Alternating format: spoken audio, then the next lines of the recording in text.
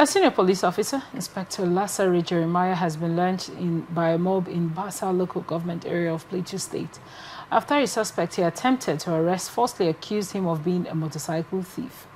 Police spokesperson DSP Alabo Alfred confirmed the incident on Friday, noting that Jeremiah, attached to the State Criminal Investigation Department, was deployed to arrest a notorious suspect, Audu Abdullahi, on September 10. The suspect, upon interception in Yakala community, reportedly raised a false alarm, prompting residents to attack Jeremiah and another officer. The mob beat them severely before realizing the officer's identity. Both Jeremiah and Abdullahi were rushed to Cottage Hospital, Kisalio. Jeremiah died while receiving treatment, while Abdullahi, who was later transferred to the Jos University Teaching Hospital, also died from injuries sustained. The Plateau State Commissioner of Police, Emmanuel Olubemiga Adesina, expressed deep grief over the incident and warned residents against taking the law into their own hands. Alabo added that the case has now been handed over to the state CID in just for further investigation. Talk about the dangers of jungle justice. What are your thoughts on this report? You know, every time we talk about jungle justice, we come against it. Maybe people don't understand. Maybe even the law enforcement persons don't even understand what we're talking about until things like this happen. The incident of Alufo is still very much fresh, even though it's many years gone by. It's still very fresh in our mind. You know, back in days growing up in Lagos, you had a series of cases of jungle justice, you know, people who would have been wrongly subjected to, or even given more than. Remember, the idea of justice is rewarding every man according to his way. You know, equal punishment, not over now. Now, but a question that comes to mind is this: what happens to the police uniform? If these men were on duty, as has been said, and they were officially sent, and these are not undercover policemen, why were they not on their uniform? You see, when we talk about the lawlessness and illegality, the corruption in society, it carries many faces. Most of the times you see uniform policemen. You see, it is not for nothing that it is designed that security officers have a uniform. That alone, without an ID card, is an identity in itself. Except for the case of undercover policemen who, you know, go about, who, for the sake of what they want to do, they don't want to be identified because it may jeopardize the investigation, you know. So they go in the midst of public as normal people. But ordinarily, somebody who is going to effect an arrest, why were they not on their uniform?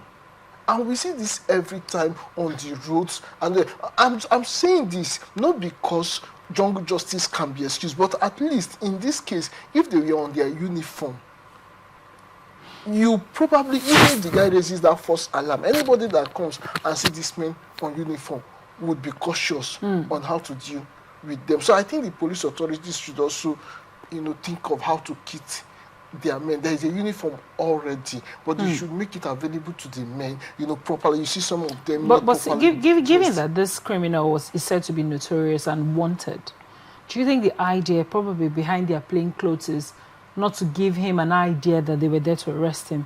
Except that is the case, which may also be possible. But then, I mean, I don't know, you know, exactly what transpired, but as at time an alarm was raised, did they have an ID card? As at time the crowd started gathering, not knowing who they are, shouldn't the ID card isn't it supposed to be like a team that goes for this arrest? Why are there just two people, you know, going for exactly the arrest? You know, that even begs the question, like the question, you know, what you said. If it's a team, didn't they? Now, if they had arrested the person, what is the means of transportation? Was there a police van around there? So I mean, those are things that normally, if things are done properly, these are things that would have easily identified them. If there is a shout of thief here and you come here to see the thief and you notice that there is a security van here, as you get in there, you probably would want to identify who those security men are, because I mean,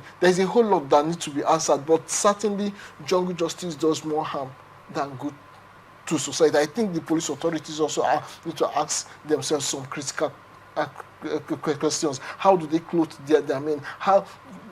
Why should it be difficult to identify policemen on official duty, except they are undercover policemen? And even undercover policemen, if there is a case of, you know, there is a need to identify themselves, especially when there is danger, except a case where identifying themselves would exacerbate their problem. It shouldn't take after much ado to identify themselves. There should be an ID card, there should be something to identify themselves. And then for those who have committed this act now, I hope the system will go after them with the intention of establishing justice, not vendetta, because this may have happened to any other person who is not a police person, who is not a security person, who nevertheless would have been an innocent individual. You know, over time, we have talked about how to get this act of jungle justice eradicated.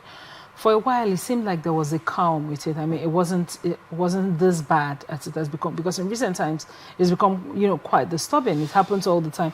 I think there was an act of jungle justice in the market in Lagos, I think 2 weeks ago just now. And there was also the one where a lady was trying to steal a baby and she was, you know, beaten up and, you know, she was lynched and she died, right?